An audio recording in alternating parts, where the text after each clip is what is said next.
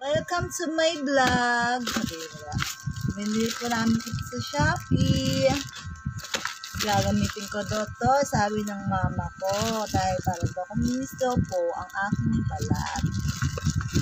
So, papakita namin sa inyo yung binili namin sa Shopee. Then, ibibigay po namin o ilalagay po namin sa description box yung link. So, maganda yung pagkakabalot itong Unilab. Sa Unilab po namin siya binili. At gagamitin ko po ito sa aking balat dahil nakakakinis daw po ito. Sabi mo nga na, ganun yun na. Blabber ka. Ang ganda ng bubble wrap nila. Oh. Pwede ko siya maging laruan. So, ayan na ko. Pakita mo na, i-promote na na. Unilab, baka naman. Ang ganda ng packaging niya. Oh. So, dito, meron po siya mga description kung paano niyo po siya i-apply. So, bubuksan po natin siya. Again, picture. Ay, ang galing. Buksan natin na. Susunod na, ikaw na magbablog ha. Yan. Vlogger na po ako kasi nanay ko po kasi ambisyosa. Yan, ito po yun. Ang laki niya nasa 100 lang siya, 136 ata yun. So ito yung pinaka niya. Unilab is calling. Ayan. So ayan. Isang takot. Ganyan siya kalaki. Ilalagay mo siya sa kamay ni Joaquin. Ayan. Paano siya? Ang laki niya. Pwede mo siyang ilagay dito. Oh, wait lang. Huwag mo siyang ihawis.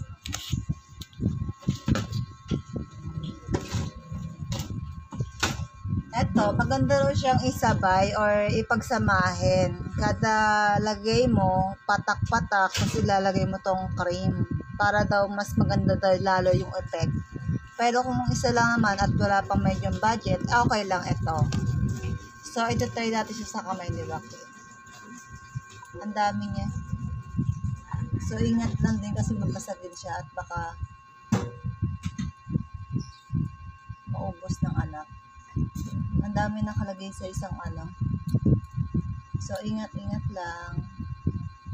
I-try natin siya sa katawan ni Joaquin. Paano? Total, bagong ligo ka naman na. Ilagay na natin siya sa katawan. Tingnan ko nga. Ipakita mo sa vlog. Wow, ang kinis. Para daw po maging smooth daw po ang katawan ko. Bumili po si mama nito. Sa buong katawan ko po siya ilalagay. Ayan ayan yung air niya. Para siya nangingintab. Para ganda to, para nag-dehydrate. Kasi dehydrate sila sa katawan. So, patak-patak lang. Pwede siguro to sa mukha. Kasi parang yung iba nakikita ko sa review, nilalagay nila sa buhok. Nak, wag mo hawakan. Mababasag! Ako na lang. Tapusin natin itong vlog. Patingin ako ng mukha mo.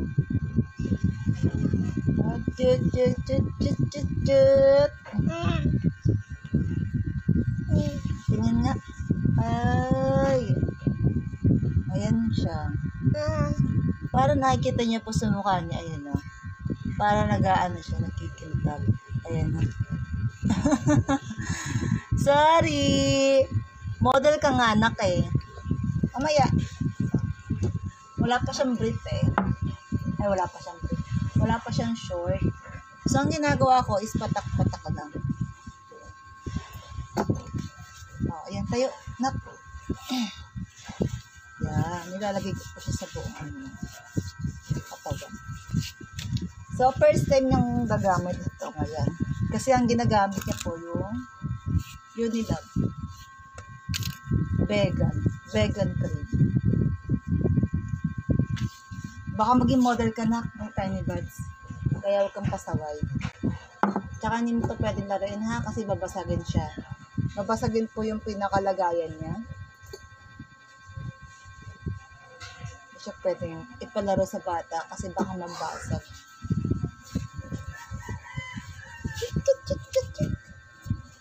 Tapos na.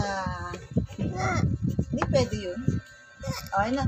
Goodbye ka na sa vlog mo. Ayan siya. Yan. 60 ml yung laman, baby oil. Pwede siya sa sa buhok. Kasi may mga nakikita ko sa mga review ginagamit nila sa buhok para maging shiny yung buhok ng baby nyo. Hindi mo na. Yan. Piling ko matagal naman ito maubos kasi ang laki niya. Tsaka parang sulit kasi sa price niya, 100 plus. 136 ata yun. Oo, mga ganun. So, nilalagay ko siya sa buhok. Buka na. Hindi naman papakita. Kasi kaya wakil naman tumulong.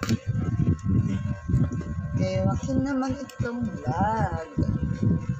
So, yan. Shiny siya, oh. Feeling ko nakakahaba rin ito kagad na ito. Kasi minabili ako dun sa Tiny Buds na ano.